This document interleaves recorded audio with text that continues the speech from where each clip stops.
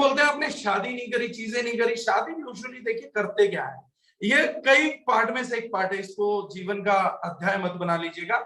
ये थोड़ा सा निजी है, लेकिन निजी चीजों को अगर मैं ही नहीं शेयर कर सकता अपने परिवार में, तो दूसरा कोई व्यक्ति कैसे आगे बढ़ेगा। मेरे कई ख्यालों में से एक ख्याल ये भी है कि शादी हम किस लिए करते हैं। शादी हम इसलिए भी करते हैं कि चीजों को आगे लेके जा सके, वंश को आगे लेके जा सके, जनरेशन को आगे लेके जा सके। लेकिन कई बार जब मैं सोचता था तो भी मेरे दिमाग में एक डाउट आता था कि यार किस प्रकार की दुनिया में, मतलब मुझे एक सर्टिफिकेट लेना कि मैं बाप बन गया, मुझे एक सर्टिफिकेट लेना है कि ठीक है मैं इंपॉर्टेंट नहीं हूं, लेकिन उसे एक सर्टिफिकेट देने की कीमत एक नन्ही सी जान इस ग्रह पे आके चुकाएगी।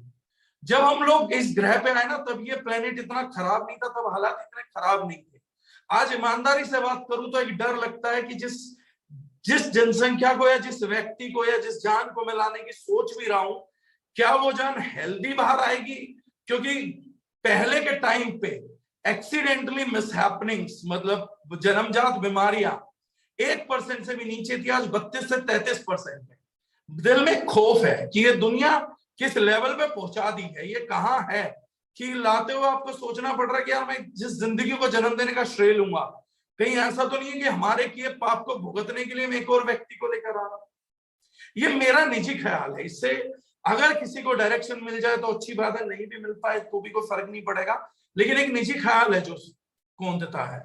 मुझे कई बार लगता है कि पानी मुहैया है, मैं आज 30s में हूं, 30 में पानी तो पी पा रहा हूं, ठीक है बहुत महंगा नहीं है, मेरे पूर्वजों को मुफ्त में मिला, मेरे पूर्वजों को दूध भी मुफ्त में मिला, मेरे को 20-30 रुपए लीटर मिल रहा है। मुझे खौफ है कि अगर मैं बच्चा पैदा करूं और वो बच्चा 15-20 साल का होगा, तो ऐसा नहीं है कि उसको 20,000 रुपए लीटर पानी खरीदना पड़े और वो ना खरीद पाए तो बेचारा क्या ही भुगतेगा। उसका वो ख्याल भी डरा रहा है, ये ऐसा दिमाग में चलता है। हम रोज सुनते हैं ग्लोबल वार्मिंग ये हो गया, समुद्र का स्तर बढ़ गया, डूब गया, आज यहां परेशानी हो गई, कल वहां परेशानी हो गई है, कितने सारे इश्यूज हैं। ऐसे में एक जिंदगी को लाने की जिम्मेदारी उठाएं तो कैसे, थोड़ा सा डरावना होता है। इसलिए अगर इन सब चीजों को सोचें तो मुझे आज भी याद है, एक बार मुझे 8th क्लास में बिल्कुल वो मोमेंट याद है, फ्रीज कर सकता हूं मैं। मेरा साइंस का लेक्चर चल रहा था और मैं किसी टीचर को डिफेम नहीं करना चाहता, लेकिन 98 की बात है और मेरे को बिल्कुल ऐसे एकदम क्लियर ऐसा लगता, अभी 5 सेकंड पहले की बात है, मुझे याद है हमारा साइंस टीचर मेरे को सिखा रहा था कि science is all about questioning. Science जो है वो प्रश्नों की बात है, प्रश्न करिए। तो उन्होंने हमें एक एग्जाम्पल दिया और वो मेरे दिमाग में घुस गया, मैंने वो क्वेश्चन किया भी, क्योंकि मैं बताता हूँ कि मैं अच्छा स्टूडेंट था तो चीजें फॉलो करना पसंद करता था। उन्होंने मुझे कहा कि अगर पेरेंट्स का इज्जत भी करना है, मैं इंग्लिश मीडियम स्कूल से था और लॉर्ड मैकले क्या पढ़ा सकते थे हमारे को, तो उन्होंने कहा कि अगर माँ बाप को क्वेश्चन है, माँ बाप बोलते हैं हमारी इज्जत करो, तो क्वेश्चन करिए उनको कि क्यों इज्जत करें। साइंस का जो जन्म है वो क्वेश्चन से होता है। लंबे टाइम तक ये प्रश्न मेरे जीवन में बने रहे, बहुत सारी चीजों को क्वेश्चन करा और आंसर नहीं कर पाए तो पथ भ्रष्ट भी हो गए। एक लंबे टाइम के बाद चीज समझ में आई तो मुझे पता लगा कि माँ बाप के पास ना लॉजिक्स नहीं थे। क्यों? क्योंकि हमारी पिछली कई पीढ़ियों ने संस्कार का नाम दे दीजिए, किसी भी चीज का नाम दे दीजिए, अपनी हेरिटेज को, अपने कल्चर को, जेन्युइनिटी को, अपने प्रिंसिपल्स को संस्कारों के नाम पे फॉरवर्ड करते चले। एक जनरेशन से दूसरी जनरेशन, दूसरे से तीसरी जनरेशन, जिन्होंने वो डेवलप की थी शायद वो जनरेशन 25-30 जनरेशन पीछे थी, उनको लॉजिक्स भी पता थे और उन्हें रीजंस भी पता थे कि क्यों करा। लेकिन हमारी जनरेशन तक आते आते वो फेलोशिप में आ गए, फॉलोवरशिप में आ गए और उन्हें लॉजिक्स नहीं पता थे, लेकिन उन्हें ये पता था कि ये सब ठीक है, ये कायदा है, ये कानून है, ये प्रिंसिपल है, ये उन्हें क्लियर पता था। हमारी जनरेशन के साथ एक और समस्या है, लॉजिक्स हमारे पास भी नहीं है और हमारे पास वो जेन्युइनिटी और वो हेरिटेज भी नहीं बची है। हमारे ऊपर रिस्पॉन्सिबिलिटी बहुत ज्यादा है, उसको निभाने के लिए हमारे को बिजनेस करना पड़ेगा। अगली जनरेशन को बचाना है तो बिजनेस करना पड़ेगा। हमारे को कुछ साल और ऑर्गेनिक भी मिला, कुछ साल पानी फ्री भी मिला, हम अगली जनरेशन को ये नहीं छोड़ पाएंगे। तो इस सबको बचाने के लिए दारुशनान के हर एसोसिएट को लवर की भूमिका से निकल के डूअर की भूमिका में आना पड़ेगा, एग्रेसिव बिजनेस करना पड़ेगा, और बहुत सारा एग्रेशन दिखाना पड़ेगा। इस चीज को करने के लिए टेक्नोलॉजी में एक बड़ा चेंज हम लोगों ने अभी कर दिया है। इस चीज को करने के लिए इस महीने नवंबर में कंपनी अपना ऐप भी लॉन्च कर रही है। इसी महीने मंथ ऑफ अक्टूबर, एंड नहीं होगा उससे पहले हम लोग आपको एंड्रॉइड, आप कोशिश एप्पल की भी करेंगे, अदरवाइज अगले महीने, इस महीने हम आपको एंड्रॉइड ऐप भी दे देंगे, आप लोगों का एफिलिएट का लिंक भी दे देंगे, प्रोडक्ट्स के शायद एफिलिएट लिंक्स भी दे देंगे। उसके बाद चीजों को इजियर करने के लिए रेगुलरली अब से एग्रेशन दिखाते हुए, अब तक जो चीजें पर्दे के पीछे कर रहे थे और हम इंटरनल बता रहे थे, अब हम रेगुलर ट्रेनिंग्स के थ्रू एक्सपोज भी करेंगे। अब वो सारी क्लिनिकल स्टडी जिनको कोई क्वेश्चन मार्क नहीं कर सकता हार्मफुल केमिकल से रिलेटेड, वो सारी बुक्स हम लाइव वीडियोस आकर रेगुलर इंटरवल्स पे प्रोडक्ट दर प्रोडक्ट, चीज दर चीज, ऑर्गेनिक दर ऑर्गेनिक, सर्टिफिकेट दर सर्टिफिकेट, कंप्लायंसेस दर कंप्लायंसेस, अब सब कुछ एक्सपोज होगा। अब किसी भी चीज में किसी भी व्यक्ति को किसी भी कीमत पे गलत चीज को प्रमोट करने के लिए कोई स्पेस दारुशनाइन एटलीस्ट अब नहीं देगी। अब रेगुलर हर चीज का एक्सपोजर चलेगा, हर चीज की क्लिनिकल स्टडीज, ट्रायल्स जब से अब हम लाइव करेंगे तो हम ऑन पेपर्स लेके बैठना स्टार्ट करेंगे। एक साल हमने लोगों को दे दिया, एक साल उन्हें हमें समझ लेना चाहिए था, हमें अपनी बेंच स्ट्रेंथ चाहिए थी, हमने अपनी बेंच स्ट्रेंथ पाली।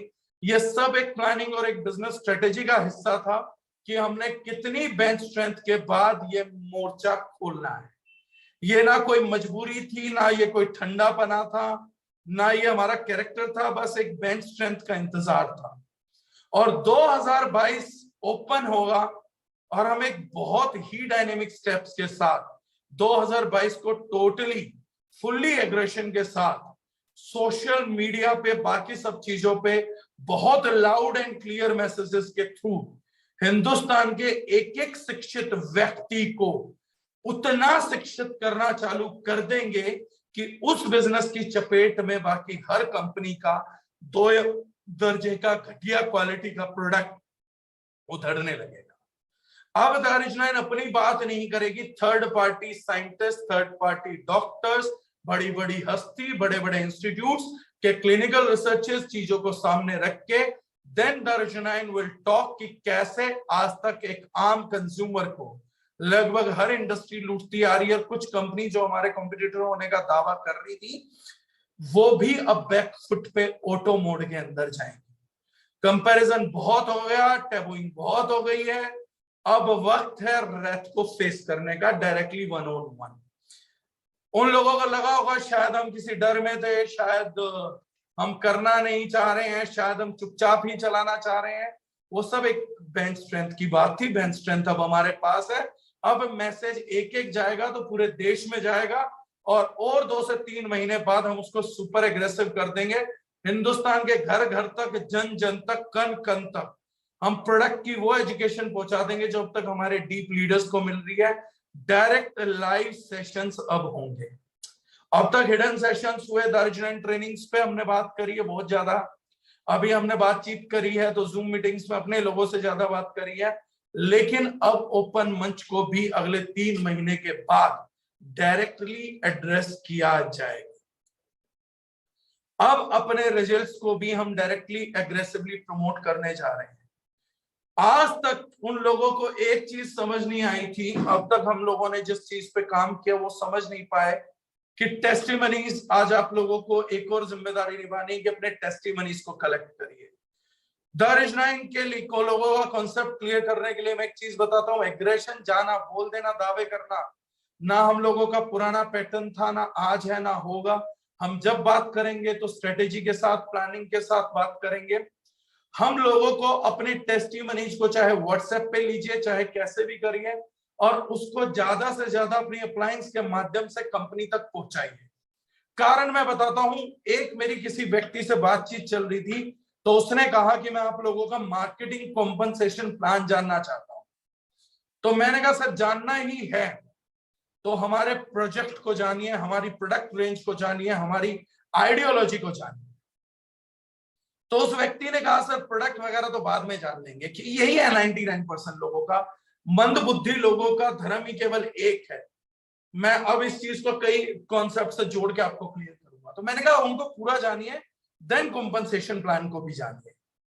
तो उस व्यक्ति ने कहा नहीं नहीं नहीं सर, एमएलएम मतलब कॉम्पनसेशन सर, खाली कॉम्पनसेशन। तो मैंने कहा सर मैं किसी बचाव में ये बात नहीं बोल रहा हूं।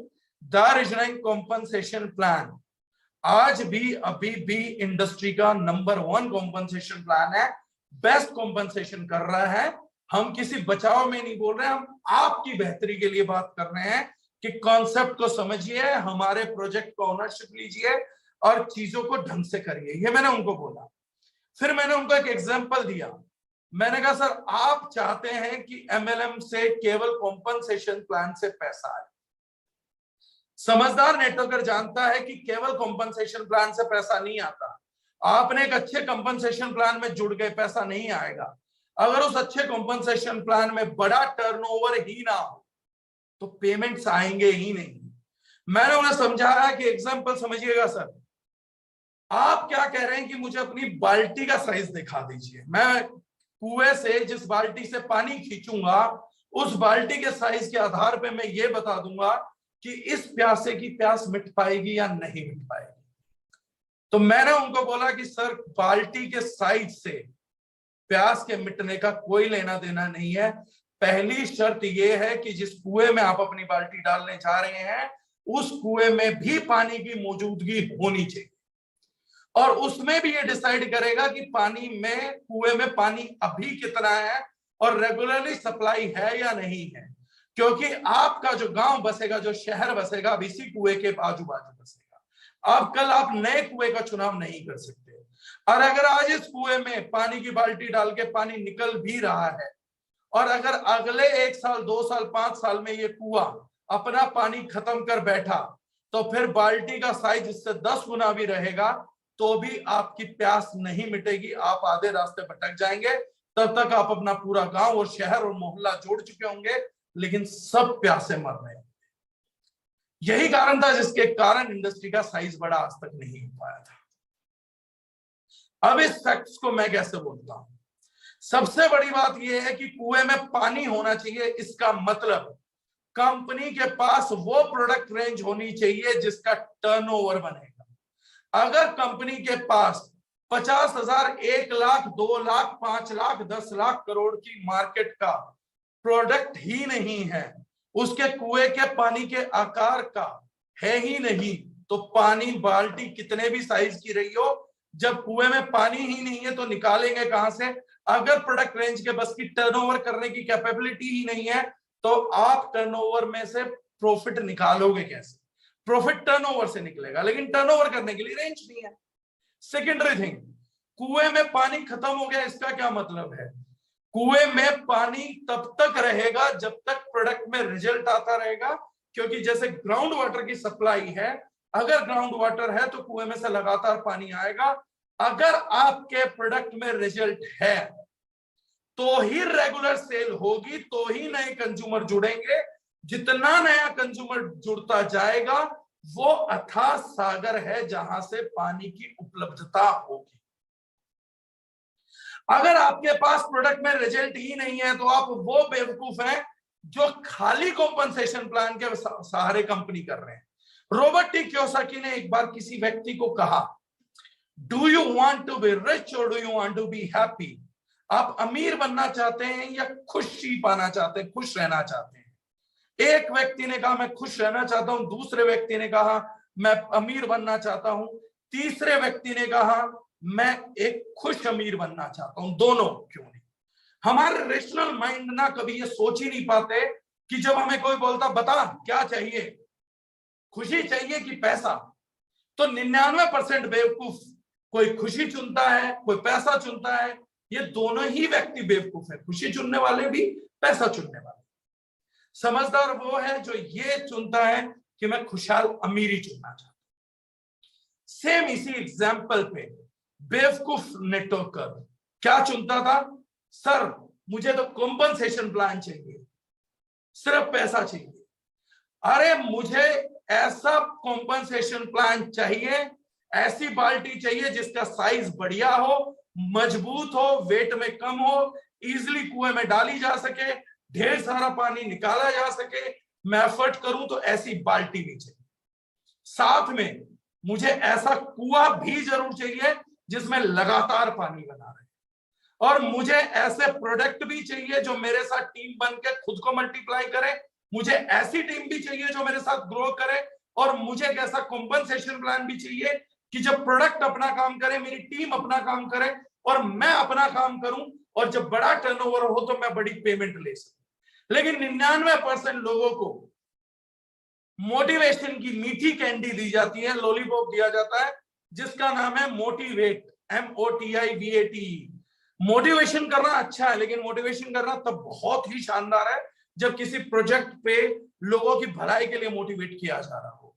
लेकिन मोटिवेशन नाम का लॉलीपॉप डाल के लोगों को बता दिया जाता है, अरे तुम्हें प्रोडक्ट के रिजल्ट का क्या करना है, लोग तो सस्ता खरीदते हैं। लोग वो खरीदते हैं सर जो उनकी पॉकेट अलाउ करती है। और सॉरी टू से, लेकिन जिस कदर सस्ते की कल्पना हम करते हैं, तो मैं बता दूं कि हिंदुस्तान में भी, हमारे देश में भी केवल 33% लोग ही बिलो पॉवर्टी लाइन है, और हिंदुस्तान के उन 33% लोगों के लिए गवर्नमेंट अच्छा सोचती है। बीपीएल परिवारों के लिए उनकी अपने विचार हैं। जो हमें काम करना है उसमें हमें यह मैंडेट करना पड़ेगा कि हम बाकी के 67% लोगों के लिए शानदार प्रोडक्ट मुहैया कराएं। सबसे सस्ता जूते का सबसे बड़ा मार्केट नहीं है सर, सबसे बढ़िया जूतों का एक्शन से लेके रीबॉक, नाइकी की मार्केट है।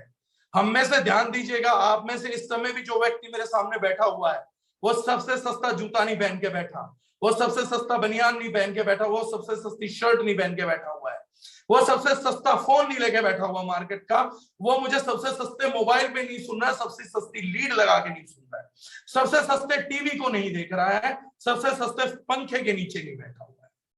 सबसे सस्ता व्यापार का आधार और माध्यम कभी था ही नहीं। जब हकीकत यह है कि जब आप एक्शन का जूता डालते हैं, सस्तों से थोड़ा सा ऊपर वो जूता भी डालते हैं, तो एक्शन का जूता डालने वाला आदमी पहला ख्वाब और पहली बात अपने मन से एक ही बोलता है कि बेटा मेरे जेब में पैसा आने दे। जो एक्शन का जूता उसको दौड़ लगाने में मदद कर रहा है, उसके प्रति भी उस व्यक्ति की कृतज्ञता क्या है, आज मैं आपको एग्जांपल से समझा दूंगा और यहां से एग्रेशन की नींव रखेंगे। वो व्यक्ति बोलता है कि आज तो तू मेरे भागने में मदद कर रहा है, लेकिन एक चीज ध्यान रख, मैं एक दिन भागूंगा भागूंगा और इतना तेज भागूंगा ना कि मैं भागता भागता एडिडास, रीबॉक, नाइकी तक पहुंच जाऊंगा। और इस भागने में शुरुआत का योगदान तो तेरा होगा, लेकिन बेटा एक दिन जिस दिन मेरी जेब में पैसा होगा, पहली गारंटी ये है कि एक्शन का जूता तो मैं अपने नौकर को भी नहीं पहनने दूंगा। I want to be that rich कि मेरा नौकर भी नाइकी पहनेगा। सोच के देखिए कि एक आदमी के सफर की शुरुआत एक्शन ने करी, लेकिन आदमी का ख्वाब क्या है कि एक दिन इतना पैसा कमाना है कि मेरा नौकर भी नाइकी पहने। हम उस देश में हैं तो वहां पे सबसे सस्ते का कॉन्सेप्ट एक्चुअली में कभी वर्क ही नहीं किया गया।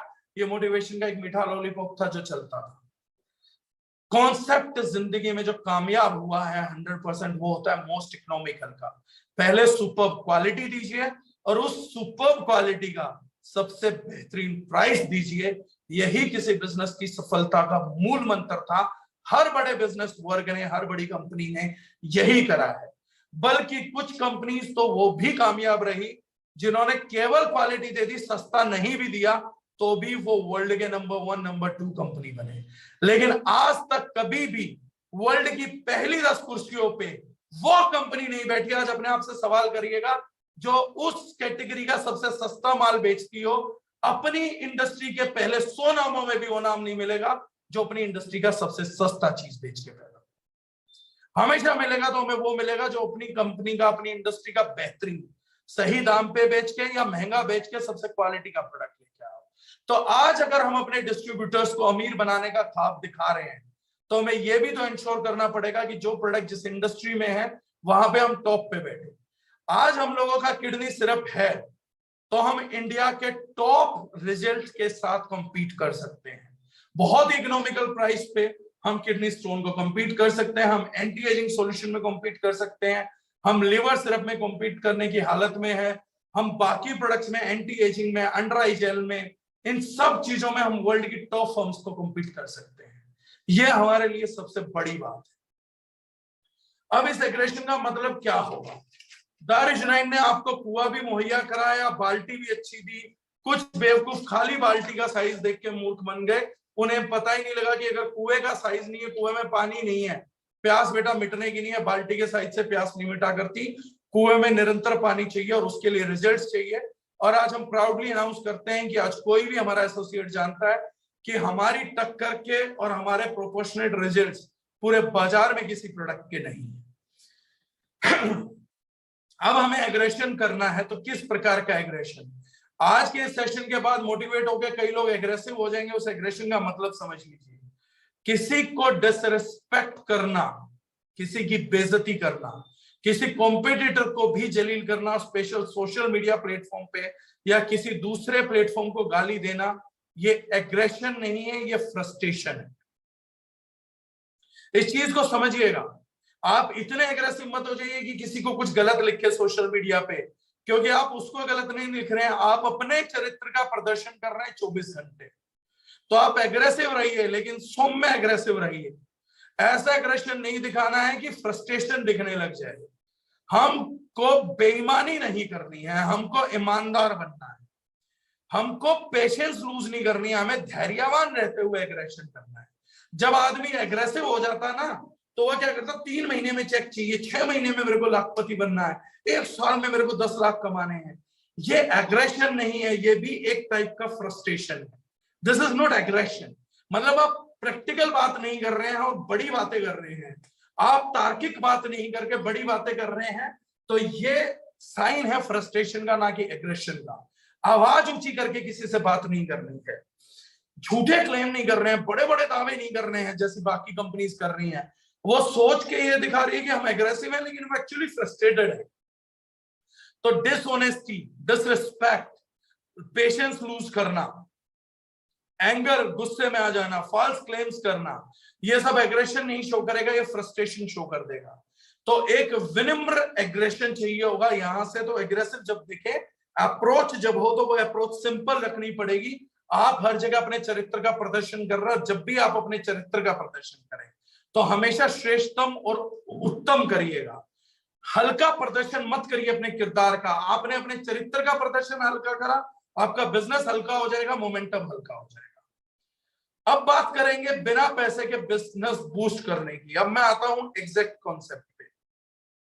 छोटी छोटी चीजें मैं कई बताऊंगा, फेस वैल्यू के बारे में भी थोड़ी सी बात करूंगा। अब लास्ट के 15-20 मिनट रह गए हैं, बड़े इंपॉर्टेंट। हम एग्रेसिव जाएंगे तो उसके लिए हमने कॉन्सेप्ट बनाया था 200 बिजनेस हब्स का, कि हम अपने बिजनेस हब्स डेवलप करेंगे। जैसे हमने दिल्ली में एक बिजनेस हब डेवलप किया, मेरठ में हम बिजनेस हब डेवलप कर रहे हैं, रोहतक एक अच्छा बिजनेस हब हम डेवलप करने जा रहे हैं, अलीगढ़ से विनोद जी ने शुरुआत करी है। बिजनेस हब का हमारा कॉन्सेप्ट क्या था? हर एक शहर के अंदर एक 50 से लेके 100-150 की गैदरिंग का एक हॉल, सब लोग मिलके जो भी उस एरिया की लीडरशिप है, अपने बिजनेस को डेवलप करने के लिए बहुत छोटे अमाउंट्स को आपस में मिला के एक हॉल ले लिया जाए, जहां पे एक मार्ट भी हो, जहां पे हम हर वीकली मीटिंग करके अपना वेन्यू चला सके। अब इस कॉन्सेप्ट को ध्यान से समझिएगा। जिसको बड़ा व्यापार करना है, जिसको छोटा व्यापार करना, उसके लिए कॉन्सेप्ट नहीं है। हम बड़ा व्यापार कर सकें, इसलिए हर एक जगह पे बिजनेस हब खोलने की, जहां जो मजबूत लीडरशिप है, जो प्रोडक्ट एक्सप्लेन कर सकती है, कॉन्सेप्ट एक्सप्लेन कर सकती है। सरल तो बिजनेस एबीसीडी, व्यक्ति को बता के प्रोडक्ट दे के ज्वाइन कराना है। जब वो बोलता है कि नहीं तुम्हारा प्रोडक्ट तो अच्छा, मैं काम कर सकता हूं, तो उसको हर हफ्ते एक मीटिंग में लेके जाना है। मीटिंग में उसको कॉन्सेप्ट क्लियर किया जाएगा, उस कॉन्सेप्ट की क्लैरिटी से वो मल्टीप्लाई करना स्टार्ट करेगा, वो भी दूसरे लोगों को रेफर करना स्टार्ट करेगा। सिंपल सा कॉन्सेप्ट, लेकिन इसके लिए जरूरत पड़ती है एक मीडियम की, एक माध्यम की, एक बिजनेस हब की, जहां पर हर वीक हम जो काम कर रहे हैं वो लोग इकट्ठे हो सके। एक एरिया में 25 से 30 लोगों को ज्वाइन करवा, उस एरिया में एक बिजनेस हब डाल दिया, जहां हर वीक हम अपने कॉन्सेप्ट के, अपने प्रोडक्ट्स की डेमोन्स्ट्रेशन कर सकें, प्रोडक्ट ट्रेनिंग कर सके, बात कर सके। मल्टीप्लिकेशन ऑटोमेटिकली होगी। हर वीक में मीटिंग हो रही है, लोग मिल रहे हैं और टीम बढ़ रही है, तो मल्टीप्लिकेशन ऑटोमेटिकली होगी। अगर ज्यादा कैलकुलेशन कंपटीशंस लगाएंगे तो फंस जाएंगे। और जब तक हम एक बिजनेस हब खड़ा नहीं करते हैं अपने शहर में, अपने एरिया में, जब तक हम अपनी टेरिटरी को मार्क नहीं करते हैं, तब तक बड़ा बिजनेस निकलेगा भी नहीं। इस बिजनेस हब में हम चाहें तो आज तक नेटवर्करों ने लाखों की टीम पैदा करी है सर। जो पुराने नेटवर्कर हैं और जो नए बच्चे हैं, मुझे प्लीज ध्यान दीजिएगा, आप सुनिएगा। हम लोगों ने लाखों लाख रुपए बचाया है, लेकिन लाखों लाख रुपए परिवार को नहीं बचवा पाए, सेविंग नहीं कर पाए, उनसे एसेट खड़ी नहीं कर पाए। टीमों में डेवलप करने में ही डेवलपमेंट फंड के तौर पे वो ज्यादातर पैसा निकल गया। क्यों निकला? क्योंकि कोई भी पौधा कहीं लगाया, हर जगह डेवलप करने के लिए हमने निजी जिम्मेदारी ली। मैंने एक टीम खोली भोपाल में, मैं जाऊंगा। मैंने एक खोली लखीमपुर में, मैं जाऊंगा। मैंने खोल दी जम्मू कश्मीर में, मैं जाऊंगा। मैंने एक बंदा ज्वाइन करा दिया असम से, तो मैं जा रहा हूँ। गुवाहाटी मैं जा रहा हूँ, बेंगलोर मैं जा रहा हूँ, मुंबई मैं जा रहा हूँ। हर नेटवर्कर पूरे इंडिया में नेटवर्क चलाना चाहता है, एक एक पौधा सब जगह लगा देता है, और एक पौधे का पालन पोषण करने में जो पिछले पौधों से फ्रूट्स आ रहे होते हैं, वो भी हमारे खर्च होने चालू हो जाते हैं। अगर हम लोगों को आगे बढ़ना है तो हमें परिवारवाद अपनाना पड़ेगा। एक छोटी सी कहानी सुनाता हूं। एक दिन एक टीचर बड़े सारी लकड़ियां लेके पहुंचे, और जब वो लकड़ियां लेकर पहुंच गए तो सब बच्चों को दिया, बोला एक एक करके लकड़ी तोड़ दो। ध्यान से सुनिएगा, बिल्कुल नई कहानी है, किसी ने नहीं सुनी होगी। उन्होंने कहा ये लो, एक एक लकड़ी लीजिए और एक एक लकड़ी लेके तोड़ दीजिए। सभी छोटे बच्चों ने एक एक लकड़ी तोड़ दी। उस मास्टर जी ने गट्ठा दिया और झुंड बना दिया, 10 12 15 लकड़ी साथ में बांध दी। उनको एक धागे से मजबूत से लकड़ियों को एक करके बांध दिया, और अब उन बच्चों को बोला तो वो लकड़ियां नहीं तोड़ पाए। मास्टर जी ने ज्ञान दिया कि एकता में शक्ति होती है। ये बिल्कुल नई कहानी है, और बहुत सारे बेवकूफ बोल रहे होंगे कि ये कहानी तो हमने पहले सुनी थी। अगर आपने ये कहानी पहले सुनी है तो फिर भूल क्यों गए? एकता में शक्ति होती है। विश्वास नहीं है इस बात पे, या इस एग्जाम्पल के बाद भी जिसको दूसरी क्लास के बच्चे समझ लेते हैं, हम अभी भी समझना नहीं चाह रहे। हम अभी भी कोई नई शिक्षा, कोई नया आधार चाहते हैं। एकता में शक्ति होती है, परिवारवाद चाहिए, एकजुट होना पड़ेगा।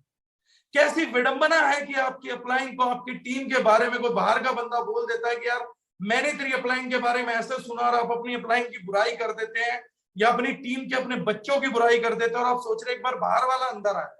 अरे वो कभी भी अंदर नहीं आएगा आपके साथ। उसे पता है कि जो इसके साथ है ये उन्हीं का सगा नहीं है, किसी का क्या सगा होगा। अगर आप किसी बाहर वाले व्यक्ति के साथ परिवार नहीं दिखा रहे, मेरे ताऊ जी हम एक बात बोलते थे, हम घर में ज्वाइंट फैमिली में थे, 5 भाई थे, तो मेरे ताऊ जी बोलते थे घर पे आके एक दूसरे का सर फोड़ दीजिए, गोली भी मार दोगे तो चलेगा, लेकिन पांचों भाई जब गली में निकलो तो एक दूसरे का हाथ पकड़ के निकलना। मैं आज तक वो बात नहीं भूल पाया, और हम भाइयों ने इसको दिल से फॉलो भी किया और उसके रिजल्ट भी मिले। और मैंने जिंदगी में जब नेटवर्क में इस प्रिंसिपल को अप्लाई किया कि अपनी टीमों में किसी की बुराई नहीं करनी, बाहर वाले से तो सुननी भी नहीं है। मतलब एक मैसेज क्लियर रहा कि मेरी टीम के बारे में या मेरे अपनों के बारे में कोई बाहर बुराई नहीं कर सकता। शायद मेरी सफलता का कारण भी है। लेकिन 99% लोग तो आज आपस में ही बुराइयां करने में लगे हुए हैं, और फिर लकड़ी एक तोड़ दी और झुंड नहीं टूटेगा, ये कहानी अपने बच्चों को भी सुनाते हैं। बेवकूफी है। अगर आपको अपने लिए पैसा बचाना है तो समझिए आपको करना क्या है। दिल्ली शहर में कोई भी व्यक्ति बिजनेस हब चला रहा है, दिल्ली की टीम बिजनेस हब चला रही है, तो दिल्ली की टीम सबको आमंत्रित करती है कि किसी भी व्यक्ति का, कोई भी व्यक्ति दिल्ली में हो तो ज्वाइन कराइए दिल्ली के व्यक्ति को, और दिल्ली के हर वीक के सिस्टम में पहुंचा दीजिए। आपके लगाए हुए पौधे को खाद पानी दिल्ली टीम के वेन्यू से मिलेगा। कोई फर्क नहीं पड़ता है कि सामने वाली कुर्सी पे बैठा हुआ व्यक्ति किस टीम से है, किस अपलाइन से है और कैसे सुन रहा है। उसको वहां पे पूर्णतः पूरी ईमानदारी से खाद पानी दिया जाएगा, और उस पौधे को स्थानांतरित भी नहीं करा जाएगा। ये पहली भूमिका है, ये बड़ी क्रूशियल भूमिका है। दिल्ली में हमने इसकी नींव रखी थी, वहीं पे मार्ट था, बच्चे डेवलप कर रहे हैं, छोटे छोटे बच्चे जिनमें बचपना नहीं है, उम्र कम है, बच्चे हैं नेटवर्क के, लेकिन बचपना नहीं है। मैं कुछ ऐसों से भी मिलता हूं जिनकी उम्र बहुत हो गई, तजुर्बा बहुत हो गया, और इतना तजुर्बा हो गया कि बचपना इतना ज्यादा आ गया और मैच्योरिटी गायब हो गई, लेकिन वहीं पे दिल्ली के बच्चों ने किया, परिवारवाद बसाया हमने। मुझे कई लोगों ने कहा कि दिल्ली टीम इतनी ग्रोथ कैसे कर रही है, आप कुछ बताइए, सीक्रेट बताइए। तो मैंने कहा उन बच्चों में परिवारवाद है, वो एक दूसरे के सगे हैं, आप उनको एक दूसरे के खिलाफ नहीं बोल सकते, आप उनके अंदर एक सामंजस्य देखेंगे, अपनापन देखेंगे। आज मैं लाइव एक एग्जांपल आप लोगों को बता रहा हूं। जब हमने हयात किया तकरीबन 200-250 लोग हयात के बाद उन्होंने स्टे बैक किया था सर। अगले दिन वो लोग दिल्ली ऑफिस विजिट करने के लिए आए, और जब दिल्ली ऑफिस विजिट करने के लिए आए तो बहुत से लोगों को वहां पर 250 के आसपास लोगों को दिल्ली के बच्चों ने खाना खिलाया अपनी पॉकेट से। हर बंदे को बुला बुला के लंच करवाया। ज्यादातर लोगों को ये लगा कि वो शायद कंपनी ने फैसिलिटेट किया, दारुशनाई ने फैसिलिटेट किया है, लेकिन आज मैं लाइव आप लोगों को बता रहा हूं कि वो सारा फैसिलिटेशन केवल दिल्ली के 15-20 यंगस्टर्स की टीम ने किया था। चाहे वो खरीद के लाए, चाहे घर से बनवा के लाए, लेकिन जितना लंच आप लोगों ने किया, जो ऋणी आप रहे वो उनके रहे। और उसका एक बड़ा सिंपल सा कारण था, उन लोगों ने कहा कि आज हमारे परिवार के सदस्य पूरे इंडिया से हमारे शहर में आए हुए हैं, यहाँ पर ये कहाँ खाना ढूंढेंगे, कैसे खाना ढूंढेंगे, तकलीफ होगी, तो ये हमारे शहर में हमारा परिवार आया हुआ था। तो एक परिवारवाद की जिम्मेदारी उन लोगों ने निभाई और छोटे छोटे बच्चों ने निभाई। तो वो परिवारवाद का एक एग्जाम्पल था। लेकिन इस परिवारवाद को करने के लिए दिल्ली टीमों को जब हमने वेन्यू स्टार्ट किया तो पहली एक इंस्ट्रक्शन दी थी कि पूरी ईमानदारी से पूरा कॉन्सेप्ट, पूरी चीजें एक्सप्लेन की जाएंगी। अब मैं लास्ट में क्रक्स पे आ रहा हूं, ये मीटिंग क्यों रखी थी। पूरी ईमानदारी से, पूरी कोशिश से ये पूरी चीजें रखी जाएंगी। और एक चीज करनी पड़ेगी बेटा, दिल्ली को बिजनेस डेवलप करना है। दिल्ली में किसका बिजनेस डेवलप होगा ये नहीं है, हम सब मिलके पूरे दिल्ली के कोने कोने तक, घर घर तक पहुंचाएंगे दारुशनाइन को। कोई हमें कहीं जोड़ के दे दे, हम सबको मल्टीप्लाई करेंगे। हमारा केंद्र, हमारा सेंटर दिल्ली रहेगा, ना कि आती हुई एक दूसरे की टीम रहेगी। इस विश्वास के साथ वीडियो बना बना के हमने सबको मैसेज दिया कि अगर दिल्ली को संडे के इवेंट में किसी को भेजना तो भेजिए। पहली बिजनेस हब थी जब बाहर के बैठे हुए आदमी, 2 व्यक्ति दिल्ली में जोड़ रहे हैं, 1 रुपए का भी खर्चा नहीं कर रहे हैं, लेकिन यहां से बिजनेस ले रहे हैं, उस पर एक्सपेंस नहीं हो रहा। सोचिए अगर पूरे भारत में हम 200 बिजनेस हब बना लेते हैं, तो उस 200 बिजनेस हब के अंदर अगर उसी जगह का लोकल लीडर हर संडे प्रेजेंटेशन करने लगे, हर सैटरडे संडे प्रोडक्ट ट्रेनिंग्स होने लग जाएंगी, तो किसी व्यक्ति को अपना शहर छोड़ के जाने की जरूरत नहीं है। केवल एस्टेब्लिश्ड बिजनेस हब में अपने व्यक्ति भेज दीजिए और एक व्यक्ति एक जगह बैठ के 200 शहरों में भी बिजनेस डेवलप कर पाएगा, 200 शहरों से कमा पाएगा और खर्चा ना के बराबर। आप 5 लाख कमाएंगे, लेकिन खर्चे के तौर पे 4.5 लाख नहीं जाएंगे कि आप इस बार फील्ड करने वहां गए। अपनी मर्जी से आप कहीं पर भी जाइए। लेकिन अगर 200 सेंटर आपके ईमानदार खड़े हैं, आपको पता है यार मैं आज भोपाल खोल लूंगा, मैं आज रोहतक सेंटर खोल रहा हूं, मेरठ पे भेज दूंगा, तो मुझे सिर्फ एक सेंटर का एड्रेस देना है, मेरा बच्चा वहां डेवलप हो जाएगा और उसके साथ छेड़खानी नहीं की जाएगी। ये पहली शर्त थी। और इस बिजनेस हब को जो भी लीडर डेवलप करेगा, उसको, उसकी टीम को मैंने दिल्ली में मोटिव दिया था कि आपको एक काम करना पड़ेगा बच्चों, दूसरों की 100 गलतियां माफ करनी पड़ेगी, खुद की एक भी गलती माफी के काबिल नहीं है। अगर किसी से कुछ गलती हो जाए, टीम का इधर उधर हो जाए, तो 100 माफ कर दो, अपनी एक भी माफ मत करना, तुम मत करना। इसी एक सिद्धांत पे दिल्ली का वेन्यू खड़ा हो पाया और सक्सेसफुली रन भी कर रहा है। 30 लोगों से खड़ा वेन्यू 2 महीने के अंदर 200-250 की गैदरिंग पे हर हफ्ते पहुंचने लग गया। सोचिए अगर हर शहर, 200 शहर हम डेवलप कर दें। आज दारुशनाइन की बेंच स्ट्रेंथ में कम से कम 100 परिपक्व मैच्योर्ड लीडर हैं, और 100 परिपक्व मैच्योर्ड लीडर अगर अपने अपने शहर को ईमानदारी से डेवलप करें, सर आप एक शहर डेवलप करेंगे, बाकी 199 लीडर सर आपके लिए 199 शहर डेवलप करेंगे। आप ईमानदारी के साथ अपने शहर में अपने भाइयों को, अपने परिवार को ये सुरक्षा दीजिए कि मैं आपके लोगों के साथ कोई छेड़खानी नहीं होने दूंगा, और हम ईमानदारी के साथ 1 बाय 1 सेंटर डेवलप करेंगे। सर एक आदमी कल को दारुशनाइन में केवल एक वजह से जुड़ जाएगा कि दारुशनाइन में जाते ही आप एक दिन में 200 शहरों में ज्वाइनिंग उठा के दे दोगे, तो आपका नेटवर्क 3 से 6 महीने में 5 से 6 लाख के चेक पे पहुंच जाएगा। हमें अपनी लीडरशिप नहीं सर, हमें अपना वेन्यू खड़ा करना है, जिस वेन्यू को पूरी दारिजनाइन यूज कर सके, मेरा पूरा परिवार यूज कर सके, मेरा हर व्यक्ति यूज कर सके, ताकि मैं अपने शहर में कहीं ना आने जाने के छोटे से खर्चे पे अपने शहर का वेन्यू खड़ा कर दूंगा। हर एक लीडर अपने अपने शहर के वेन्यू खड़े करने लग गया तो हर लीडर की पॉकेट में पैसा बचेगा भी, चलेगा भी, कमाएंगे भी, और समाज नाज भी करेगा। लेकिन जब तक हम ये कर पाने में कामयाब नहीं होंगे, हम अगर कमा भी लेंगे तो उससे ज्यादा पैसा टीमों पे लगा देंगे, और हमें ये समझनी पड़ेगी दारिजनाइन एक परिवार ऐसे ही नहीं है, हमें परिवारवाद की सोच को पैदा करना पड़ेगा। अब इसमें एक चीज अच्छी है सर, इस लास्ट कंक्लूड कर रहा हूं मैं बिजनेस हब के टॉपिक को, और सीरियस बात करेंगे, इस चीज के लिए मैं अभी आया था, ये सारी बातें इस चीज के कंक्लूजन के लिए हुई है, इस परिवारवाद की भूमिका को जन्म देने के लिए, और मैं इस परिवार के लिए बहुत सीरियस हूं, और मैं चाहता हूं हर दारिजनाइन व्यक्ति सीरियस रहे।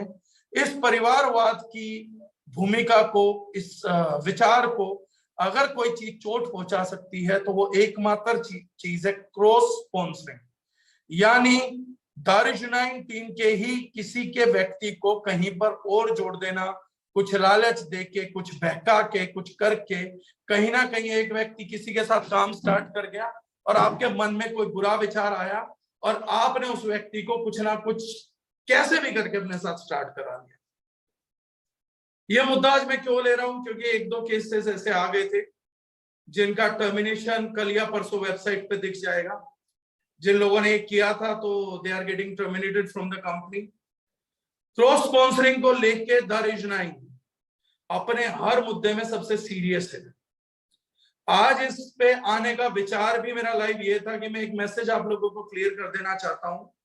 दारिजनाइन में शायद हम सैकड़ों गलतियां आपकी माफ कर देंगे, लेकिन गलती से भी अगर क्रॉस स्पॉन्सरिंग किसी ने करी और कोई भी उसमें इंडल्ज पाया गया, किसी भी कद का हो, किसी भी पद का हो, किसी की शय पे हो, किसी भी विचार से हो, किसी भी तरीके से हो, वो बचेगा नहीं। अगर आपके दिमाग में कहीं से भी कुछ भी गलती से भी कैसा भी विचार है इस बारे में, उस विचार को तुरंत 100% शिद्दत के साथ तुरंत त्याग दीजिए। और अगर आप गलती से भी किसी ऐसे पाप में लीन रहे हैं, उसका जितना जल्दी हो सकता है इमीडिएटली बेसिस पे सुधार कर लीजिए। किसी भी हालत में ये चीज माफ नहीं की जाएगी। ये दारिजनाइन इसको अक्षम्य अपराध के तौर पे देखती है। ये गलती नहीं है, ये अपराध है, और ये अक्षम्य अपराध है। मतलब एक सेकंड के लिए भी ये थॉट मत लेके आइएगा कि मेरा कोई कद है, मेरा पद है, मैं कर सकता हूं। किसी को भी इजाजत किसी भी कीमत पर नहीं दी जाएगी। आपने प्रोस्पेक्टिंग की है, एक आदमी की बात 100 से चल रही है, उसको हम नहीं बोलते, लेकिन अगर एक बार आईडी लग गई तो वो आईडी लग गई। और दारिजनाइन परिवार में से ही किसी व्यक्ति ने अगर परिवार के व्यक्ति के साथ छेड़खानी करी तो वो छोड़ा नहीं जाएगा। और क्रॉस स्पॉन्सरिंग को सुनिश्चित करने के लिए पहली बार डायरेक्ट सेलिंग के इतिहास में हम एक टेक्निकल स्टेप भी उठाने वाले हैं। एक हफ्ते के अंदर दारिजनाइन अपनी वेबसाइट पर एक ऑप्शन लेके आ रही है, सर्टिफाई योरसेल्फ।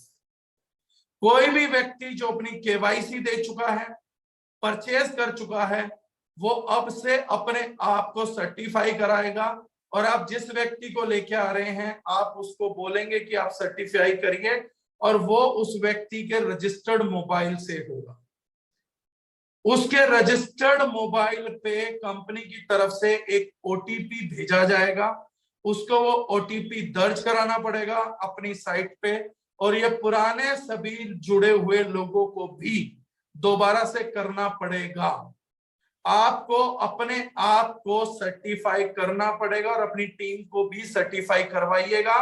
एक बार वो ओटीपी अगर किसी ने डाल दिया, और वो मोबाइल नंबर का प्रूफ हम लेंगे जब भी ऐसा कुछ केस होगा कि ये मोबाइल नंबर इसी व्यक्ति का था, वो परमानेंटली कंपनी के लॉग में आ जाएगा कि कौन सा नंबर सर्टिफाई किया गया था, उसका बिल उस व्यक्ति के नाम पे होना चाहिए।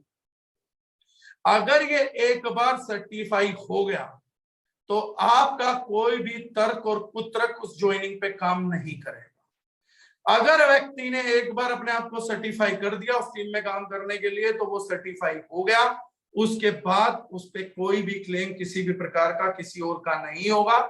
और किसी लालचवश, किसी भी वश अगर कोई लीडर इंडल्ज मिलता है कि उसने क्रॉस स्पॉन्सरिंग करने में भूमिका निभाई है, ऐसी किसी सिचुएशंस के अंदर भी आप बख्शे नहीं जाएंगे। वो नई ज्वाइनिंग तो जाएगी ही जाएगी, साथ में वो लीडर भी जाएगा जिसका रोल पाया जाएगा। तो क्रॉस स्पॉन्सरिंग का कोई भी विचार आपके दिमाग में कहीं से भी है, उसको 100% त्याग दीजिएगा। क्रॉस है, लाइव रिकॉर्डेड स्टेटमेंट है जो मेरी उस पर डल जाएगी। अपनी स्टेटमेंट से बैकआउट करना हम लोगों को आता नहीं है, तो गंभीर से भी गंभीर परिणाम होंगे।